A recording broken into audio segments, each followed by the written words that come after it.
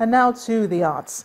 Pungent Punctuation is an exhibition by George Ighodalo at Didi Museum in Lagos. It features over 20 works of art done differently on different media. He also explores new techniques in this show, and that's where Art Review is focused tonight.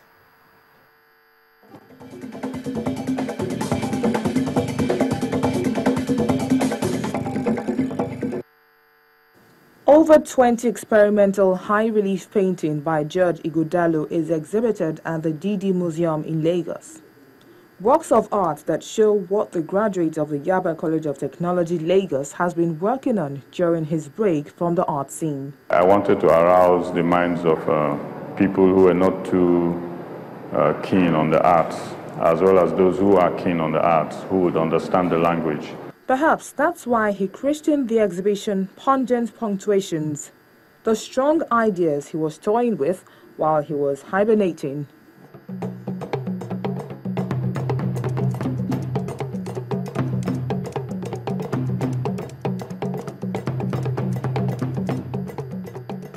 He's been part of other group exhibitions, but by standing alone, he is able to reveal these artistic pangs and sensibilities in his works, where he has explored several techniques and put them together to create a conversation on canvas. Metal foil is one material George uses to add texture to his surfaces.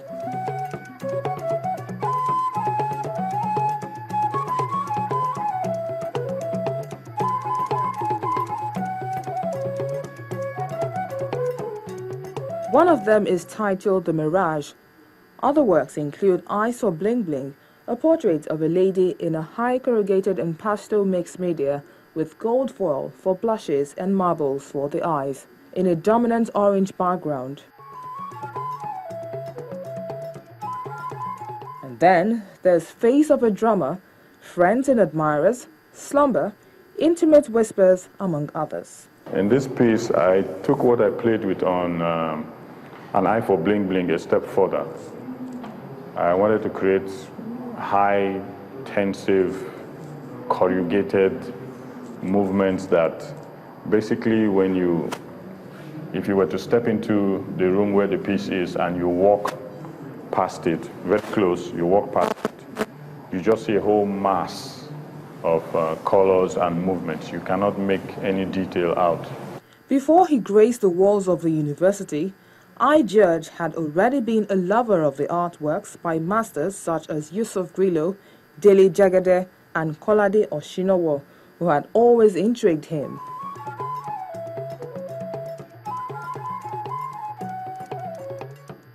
He tells the line of art historian Professor Ola Oloidi and admits that other artists featured have influenced him greatly in his artistic journey.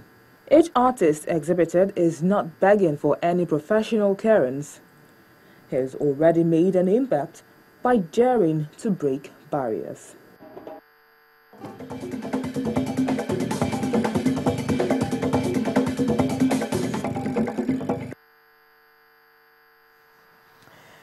Well, in the meantime, still ahead on the news at 10, I do beg your pardon, the business community and owners of a small-scale enterprise in Aba and its environs in Abia State are feeling the pinch of the unsteady electricity supply in the city, which has forced diminished profits in order to buy fuel to meet customers' demand.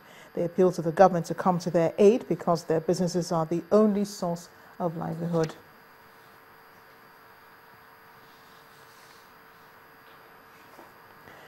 Meanwhile, President Goodluck Jonathan has urged Christian faithful to continue to pray for the incoming administration to succeed in the management of the country's affairs. The president was at an election service held in Abuja to offer prayers for the incoming government and bid farewell to the Goodluck Jonathan administration. He said what has happened following the presidential elections is an indication that Nigeria will remain one united entity under one God, no matter who becomes president of the country. He said he's happy that Nigeria is celebrating the unity of the country and not a mass burial that follows conflicts in elections.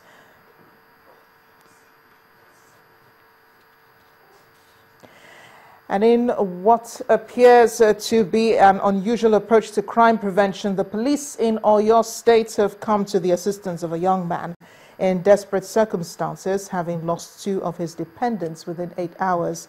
Adekunle Ayola informed the police about his problem. We would like to inform you that the pictures we'll be showing you in a minute would be quite disturbing to some of our viewers. But still ahead on the news at 10, Coach Stephen Keshi has invited Super Eagles goalkeeper and captain Vincent Inyama and 14 other foreign-based professionals for next month's 2017 Africa Cup of Nations qualifying match against Chad in Kaduna. That's in a moment. Please stay with us.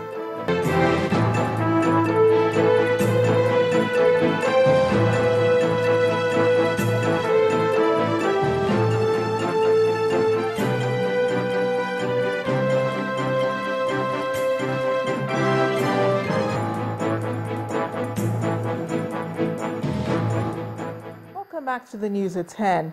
It's been described as an unusual approach to crime prevention, where the police is actually coming to the assistance of a young man in desperate circumstances. We'll tell you why. Having lost 2 of his dependents within 8 hours, Adekunle Ayola informed the police about his problem and they decided to help. But we'd like to warn you that some of the videos you're about to see may be quite disturbing to our viewers.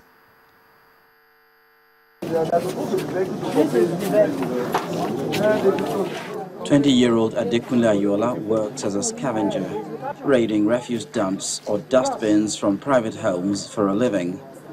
With an income of barely 500 naira each day, he has been catering for his old grandmother, a wife, sister-in-law, and 2 little children at his residence in Ibadan.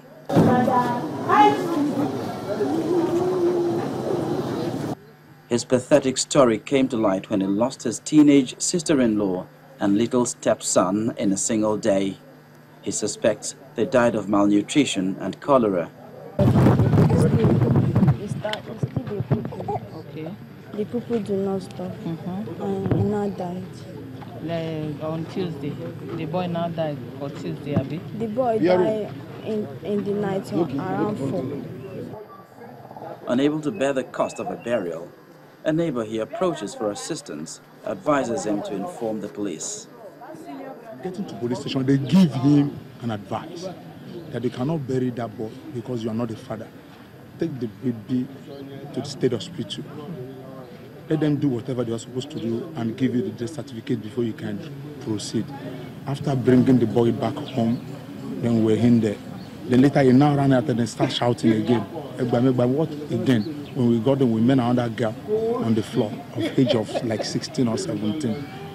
But what I can see is when I get into that house, is a terrible thing. The girl is gone already.